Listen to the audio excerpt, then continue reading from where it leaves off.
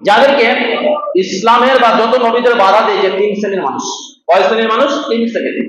একটা হচ্ছে লিডাররা, যারা নেতৃত্ব দেয়, তারা হকের বাধা হয়ে দাঁড়িয়েছে। দুই নম্বর হচ্ছে উলামারা, আলেমরা, মানে যারা ধর্ম ব্যবসায়ী, তারা। তিন নম্বর হচ্ছে ও আতরাফনা ফিল হায়াতিদ দুনিয়া, আল্লাহ রাব্বুল আলামিন যাদের জীবনকে স্বাচ্ছন্দ্য করেছেন, মানে সুখ দিয়েছে, অর্থ দিয়ে অথবা শরীর স্বাস্থ্য সুস্থ রেখেছে, এরা হকের বাধা দিয়েছে। তো জাহেলিয়াতের জামানায় একটা নীতি ছিল কি, যে যারা প্রভাবশালী মানুষ, অর্থশালী মানুষ, তারা হকের ওপর আছে, এই নীতি ছিল। এখন সারা পৃথিবীতে আপনি দেখবেন, সার্ভে করে দেখেন গা, এই নীতি মানুষের মধ্যে আছে। বলছে যদি আমেরিকার ইহুদি খ্রিস্টান আর ইসরায়েল যদি ভূত পথে থাকে, তাহলে কেন ওদের অত প্রভাব চলছে?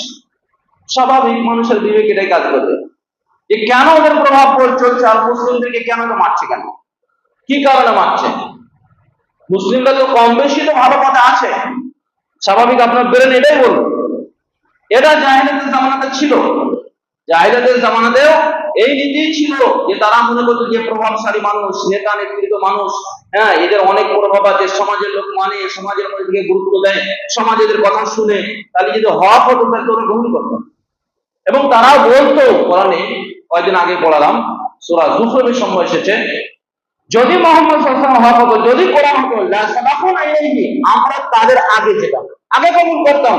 বিলাল, উমাইয়া, সুহাইল, সালমান, এরা তো দাসী, এরা যদি সঠিক হতো তাহলে আমরা আগে কবুল করতাম, এদের চাইতে। ওরা সঠিক নেই বলতে আমরা কবুল করিনি।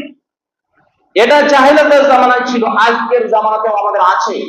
নেতা নেতৃত্ব, প্রভাবশালী, অর্থশালী মানুষ, এরা বেশিরভাগ টাইমে হককে কবুল করতে চায় না। তো হকের মানতে বাধা সৃষ্টির একটা যে নীতি জাহেলিয়াতের জামানায় ছিল, সেটা হচ্ছে এই, যে শক্তিশালী মানুষরা যেদিকে আছে সেটা ঠিক, কিন্তু ইসলামে এটা নয়, ইসলামে এটা নয়। বিলাল রাদিয়াল্লাহু তাআলা আনহু একবারে সমাজের কোনো তার মূল্য নেই, কোনো মূল্য ছিল না, তাকে মানুষই মনে করা হতো, তাকে একজন দাস হিসেবে ব্যবহার করে, গরু ছাগলের চাইতে নিকৃষ্ট মনে করা হতো।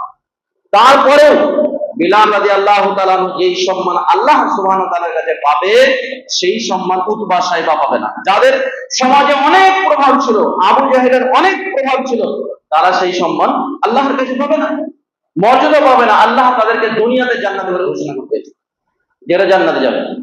সাহাবায়ে কেরামদের মধ্যে বেশ কিছু সাহাবী যারা অর্থশালী ছিলেন, কিন্তু ইসলাম কবুল করার পরে অর্থহীন হয়ে গেছে, অর্থহীন হয়ে গেছিলেন।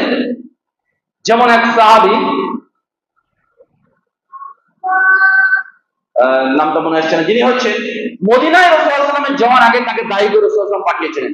ইনি এত অর্থশালী ছিলেন, এত প্রভাবশালী ছিলেন মক্কাতে, যে সকালবেলাতে যে জামাটা পরতেন, সন্ধ্যাবেলা সেটা পরতেন না। কিন্তু ইসলাম কবুল করার পরে মুহাম্মদ সাল্লাল্লাহু আলাইহি ওয়াসাল্লাম, আবু দাউদ হাদিসে যে সহিহ বুখারীতে আছে হাদিসটা সম্মত, যে যখন তাকে কবর দেওয়া হয়, তার কাফন দেওয়া হয়, তো তার মাথা ঢাকলে পা বাইরে হয়ে যাচ্ছিল, পা ঢাকলে মাথা বাইরে হয়ে যাচ্ছিল। তো মুহাম্মদ সাল্লাল্লাহু আলাইহি ওয়াসাল্লাম তখন কাঁদতে লাগছিলেন, তার চোখ দিয়ে পানি আসছিল, শুধুমাত্র ইসলামের খাতিরে, ইসলামের জন্য তিনি সবকিছু ত্যাগ করেছিলেন, সবকিছু ত্যাগ করেছিলেন। তখন রাসূলুল্লাহ সাল্লাল্লাহু আলাইহি ওয়াসাল্লাম বললেন, ওর পায়ে কি করে ইসকে ঘাস দাও, আর মাথাটা ঢেকে দাও।